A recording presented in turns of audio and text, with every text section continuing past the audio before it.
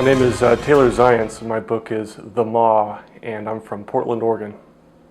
You obviously have had some of these adventures yourself. Maybe not these exact ones, but I know from reading about you that you do a lot of other things. How did you get your start doing this adventure kind of lifestyle that you have? Yeah, well, I think I probably these days have more of a dad lifestyle than an adventurer lifestyle. But mid-90s, Spokane, Washington, landlocked Spokane, Washington.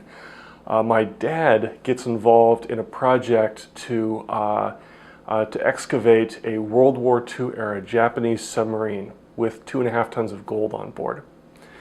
So he puts together, with some other folks, this team consisting of some American technical folks and American researchers and a Russian Cold War era submersible program.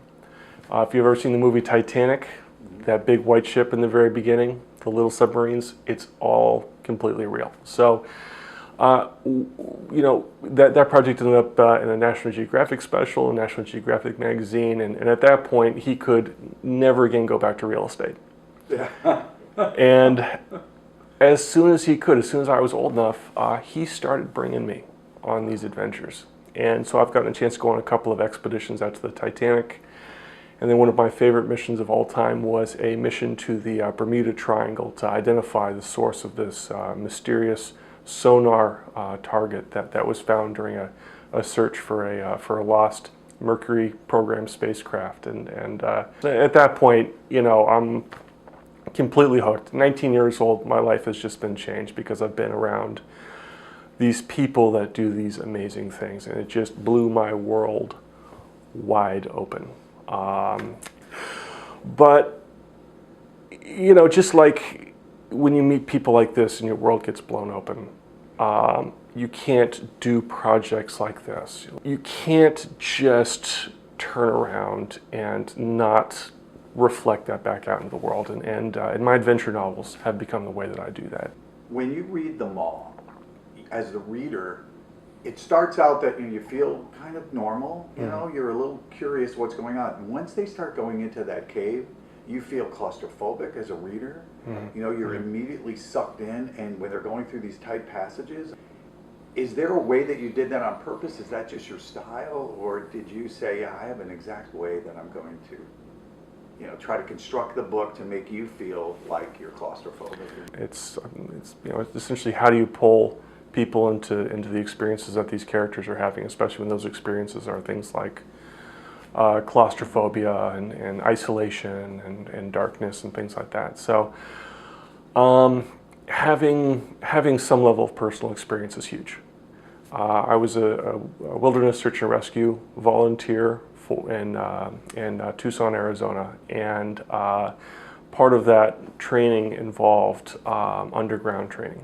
And part of some people that I met in that experience ended up being friends that I would go caving with. So having kind of that personal firsthand experience of what it's like to just slither through a really tight passage and what it's actually like to just, you know, you just may as well be on the moon for how far away you are from everybody. It really helps to kind of connect that narrative to that personal experience. But on the flip side, I'm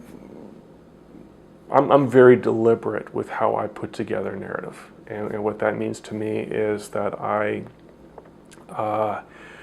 have a really clear path of where I'm going to take the reader. I'm not kind of exploring with them. I have an experience that I want them to have that I've plotted all the way through, and each step is going to take that experience, and it's going to try to take it into places that they weren't expecting. What happens when you're writing and the character, what you plan for them to do, you realize they wouldn't do that, or no, they need to do something else, and you've got this outline that you set up, and the character's saying to you as the writer, that's not going to work, I'm going to do something different. I'm sure that's happened. Yeah. Oh, absolutely. To a certain extent, the characters are going to have a mind of their own. The deeper you get into the story, you want them to do that because they're not going to live and breathe unless you actually let them make their own decisions. So, you know, what happens when a character does something that you weren't really expecting, or maybe it's even a little inconvenient for the plot? And I think that you have to even if you're a plotter, you have to go with it.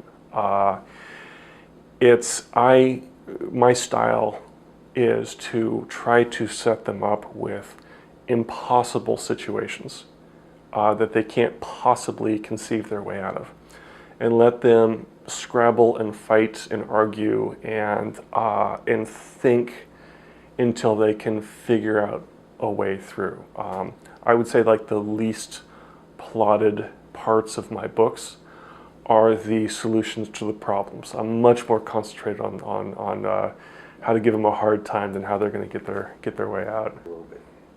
Do you have any advice for people thinking they might want to enter a contest, and why would you encourage them to do that or not to do that? I'll be honest, I struggled to enter this contest, and the reason for that is that I grew up on Clive Cussler books and books by some of the other folks that he works with in this genre, and it's just really, it was really difficult even 3 books in to see myself as at the level of these men and women that I grew up just loving their books. So if I was to offer one piece of advice on entering a contest, this one or one like this, it's just get over yourself and do it, because it's an opportunity to connect with some really wonderful people. People are going to be able to give you, in some cases, feedback. And if you're thinking about doing it, but there's something inside of you holding you back, just let it go and give it a shot. Well, so far it's paid out for you so far. Oh, absolutely. We'll see. We got another hump to get over. Yeah. We'll see how that goes. My family would kill me if I didn't talk to you about the cover of your book. Or at least this version. I know that there's always like a book, but they love that cover. And I'm sure at this part in the interview there will be a picture of your book cover. And did you, was there anything behind that design besides, hey, this looks really cool? I mean, there has to be a design. I mean, I saw a lot in that cover, but I'm just wondering if it's because I'm old and I grew up in the 60s that I saw a lot there. So that cover came from me submitting a mood board and having conversations and kind of telling my team really what I wanted and what I was interested in, and them tossing all of it and giving me back the cover that we ended up going with. And I loved it from the second I saw it. What I realized was that philosophy of surround yourself with people that care and then get out of their way really had paid off there. So, obviously you're going to have more real life adventures. You're a dad. You've got a little guy at home, right? Yeah. What's your next adventure besides that? And are you bringing him with you? That's a good question. Yeah, this book is dedicated to my 2.5-year-old son, Samuel Oliver Zajonc, and the most important page of the entire thing to me is the dedication. It's to Sammy, whose adventure has only just begun. So becoming a father puts everything else in perspective, and I am so excited about the adventures I'm going to get to share with my son the way that my father shared with me, and I I want to be able to let him create his own adventures in life, just as my experiences have done for me. So I'm not sure necessarily what's next, but it's every time I say that, something big has always found me. So we'll see what happens. Wow. Well, hopefully that next big thing happens tonight.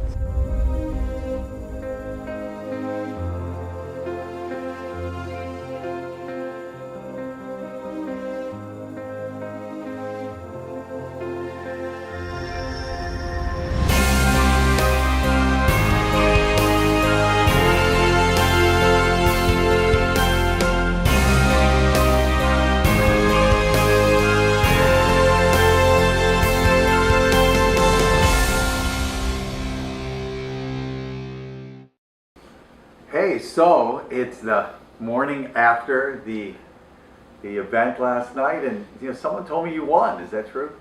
Yeah, last night was pretty exciting. I walked home with the trophy and the giant check.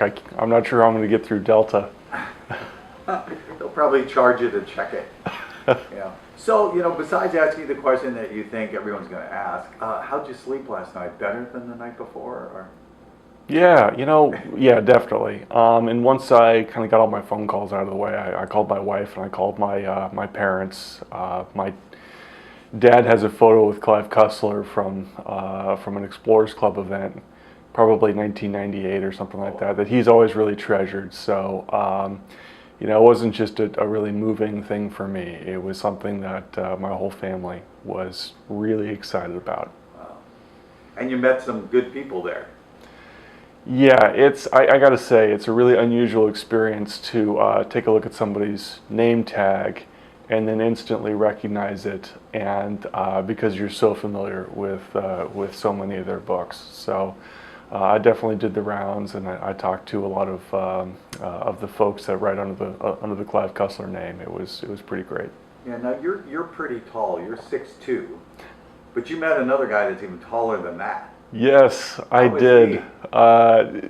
Right when I accepted the award, Dirk Cussler just leaned in and said some really kind words to me that I'm going to be carrying with me into every future project I do.